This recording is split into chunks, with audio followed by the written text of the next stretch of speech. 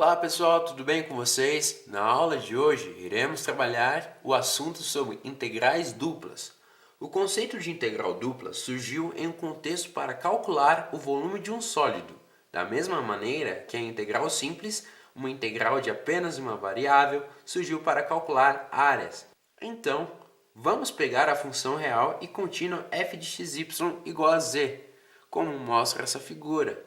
E notamos que embaixo dessa figura temos um retângulo, e esse retângulo será chamado domínio D da função f de xy, ok? Observe também que a região D, esse meu domínio da minha função f de xy, é fechada e limitada, pois deve representar de maneira unívoca a sombra do meu sólido S. Veja, essa superfície, o meu retângulo D, cujos planos x igual a A, x igual a B, y igual a C e, por fim, y igual a D, formam uma região fechada, uma espécie de bloco. Lembra quando vimos que para funções de uma variável, que a integral pode ser representada pela área entre a função f de xy e o eixo coordenado x? Já no contexto da integral dupla, temos algo parecido, ou seja, a integral dupla da minha função f de xy no meu domínio D é exatamente o volume dessa região que fica embaixo dessa minha função f de xy. Assim, o cálculo para o volume será expresso da seguinte forma: a integral dupla da minha função de f de xy no meu domínio, dA, meu elemento de área, é igual à integral dupla da minha função f de xy, ainda no meu domínio, ok? Veja que a área pode ser expressa tanto por dx, dy ou dy dx. Mas qual a finalidade de mudar essa ordem de integração tanto em 1 quanto em 2? Bom, mudando a ordem de integração em um dado exercício pode facilitar a conta para obter o volume de uma dada f de xy. Mais para frente, veremos isso detalhadamente com o teorema de Fubini, no caso de integrais iteradas.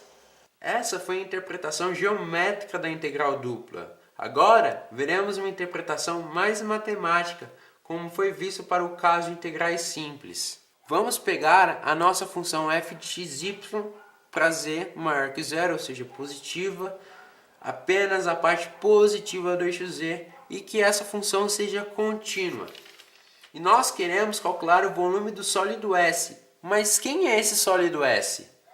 É o conjunto de todos os pontos do espaço compreendidos acima da minha região D, do meu domínio, e abaixo da minha função f de xy, ou seja, gráfico de f, denotado da seguinte forma, ou seja, todos os pontos no espaço x, y, z, um ponto qualquer no espaço, compreendidos na minha região D, no meu domínio, e que ela esteja entre 0, ok, no plano do meu domínio, até a minha função ou o meu gráfico de função. A ideia consiste em fixar um ponto arbitrário xy e variar z de 0 até a minha função f de xy, o que possibilita calcular esse sólido. Agora que sabemos quem é esse sólido, como vamos fazer para calcular esse volume? A ideia é dividir esse domínio em pequenos retângulos RJ, esse meu domínio em pequenos retângulos, de largura ΔX e comprimento ΔY. E pego um ponto dentro desse retângulo e calculo o valor da função nesse ponto. E esse valor será um ponto no gráfico f de xy. Como vamos saber a fórmula para calcular o volume de um retângulo? Ou seja, para calcular o volume de um retângulo é a área da base vezes a altura, como vimos em geometria analítica e no ensino médio. Fazendo essa analogia com o meu sólido S, tenho que a área da base representa cada retângulo pequenininho do meu domínio D. E a altura H representa a minha função f de xy de cada ponto que eu escolhi dentro de cada retângulo pequenininho. E expressando isso de forma matemática, o volume aproximado do meu sólido S será quem? Será a união de todos os bloquinhos, tendo que a área da base, ou seja, a área da base de cada bloquinho RJ, será dado por ΔX e J, ΔY e J, de cada retângulozinho, onde V de J é o volume de cada bloquinho. E o volume de cada bloquinho é definido como sendo a altura vezes a área da base. Então essa altura é representada pela minha função, meu gráfico de função f de xy. E do cálculo 1 temos que essa expressão aqui é a famosa soma de Riemann. E essa soma só vai convergir para o valor exato do volume do sólido, quando ΔX e ΔY tenderem a zero. Ou seja, que a largura e o comprimento de cada bloquinho seja muito pequeno, ou seja muito próximo de zero.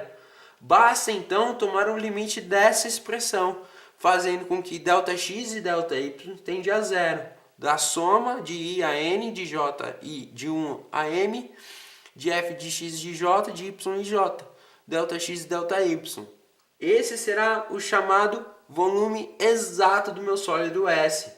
E essa expressão é exatamente a integral dupla de quem? De f de xy sobre o meu domínio D.